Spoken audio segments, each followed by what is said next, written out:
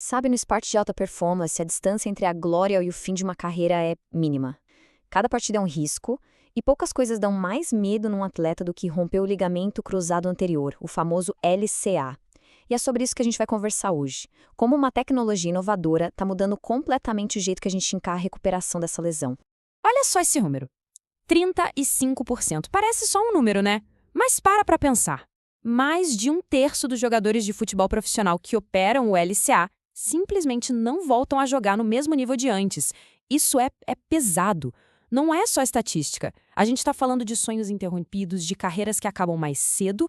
É um desafio gigante tanto para o atleta quanto para a equipe médica.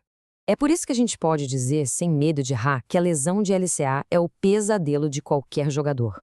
E não é só o tempo parado, sabe? É o impacto financeiro, o físico e, claro, o mental.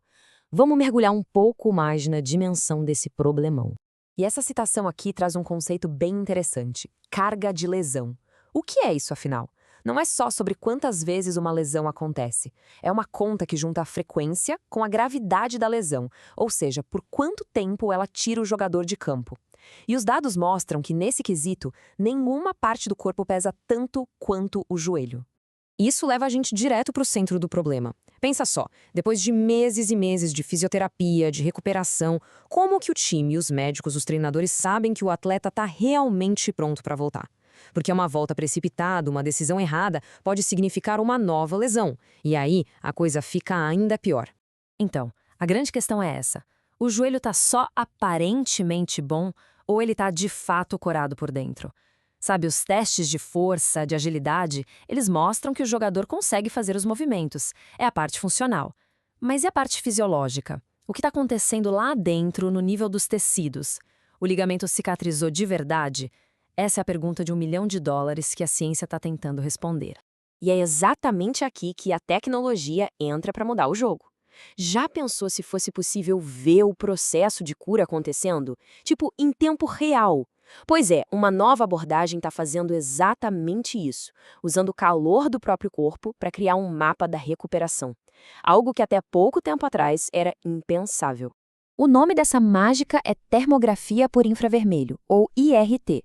De um jeito bem simples, é como se a gente usasse uma câmera especial, uma câmera térmica, para enxergar os padrões de calor que o nosso corpo emite. É totalmente segura, não tem contato nenhum com o atleta e o melhor, ela conta uma história super detalhada sobre como os tecidos estão se recuperando. Olha só que legal como isso funciona na prática. Na imagem da esquerda, a gente tem a imagem térmica crua. Tá vendo as áreas mais quentes em vermelho e amarelo? E na direita, um software inteligente já isola as regiões que interessam, nesse caso, os joelhos. A sacada é que um joelho que está se recuperando de uma lesão fica mais quente. Por quê? Porque tem mais sangue circulando ali, mais atividade metabólica, é o corpo trabalhando a todo vapor para consertar o estrago. É como se fosse uma febre bem localizada, um sinal claro de cura. E a principal medida que os cientistas olham é o que eles chamam de assimetria térmica. Parece complicado, mas é simples. Eles medem a diferença de temperatura entre o joelho que foi operado e o joelho saudável. Isso dá um número, um dado objetivo. A lógica é bem direta. Conforme o joelho vai sarando, essa diferença de temperatura tem que diminuir, certo? Tá, mas e aí, na prática? Como isso funciona? Bom, um grupo de pesquisadores acompanhou 30 jogadores de futebol profissional por um ano inteiro depois da cirurgia de LCA. Eles ficaram medindo essa tal de assimetria térmica em vários momentos-chave. Essa jornada térmica que eles registraram é basicamente um mapa da cura como a gente nunca viu antes. E o estudo foi bem organizado, com marcos bem definidos.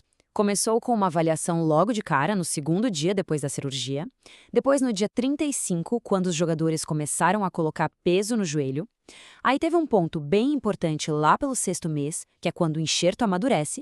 E, por fim, a avaliação final depois de um ano completo de acompanhamento.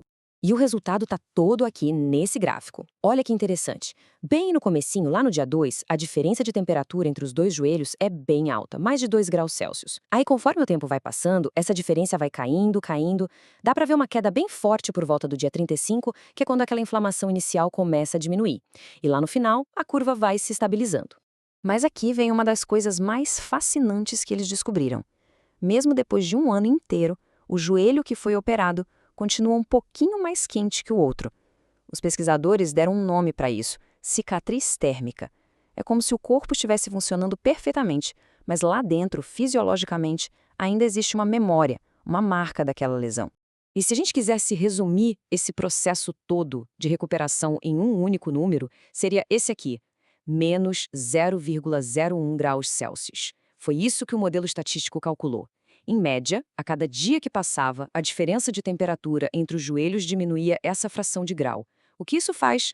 Transforma a recuperação, que era algo meio subjetivo, em uma curva de dados que a gente consegue prever. Ok, muito legal a ciência. Mas, e na prática, o que isso muda para o dia a dia dos clubes e dos atletas? Muda tudo. Significa que a gente pode sair do achismo e ir para a precisão na hora de gerenciar a recuperação de uma lesão tão séria. As possibilidades são enormes. Pensa bem, as equipes médicos podem usar a termografia para decidir, com base em dados, se já é hora de avançar para a próxima fase da fisioterapia. Dá para comparar a recuperação de um jogador com uma média, um padrão já estabelecido. Dá para perceber um problema antes que ele vire um problemão. E mais, dá até para monitorar a saúde do joelho ao longo da carreira para tentar prevenir outras doenças, como a osteoartrite. É uma ferramenta e tanto. No fim das contas, o que esse estudo todo nos mostra é o poder que os dados têm para proteger os atletas. Quando a gente consegue tornar o invisível visível, as decisões ficam muito mais inteligentes. E aí fica a reflexão, né? Agora que a tecnologia nos dá o poder de medir a recuperação com essa precisão toda, qual será a próxima fronteira para a gente deixar o esporte ainda mais seguro? Para garantir que o futuro de um atleta seja decidido pelo talento dele em campo e não por uma lesão na mesa de cirurgia.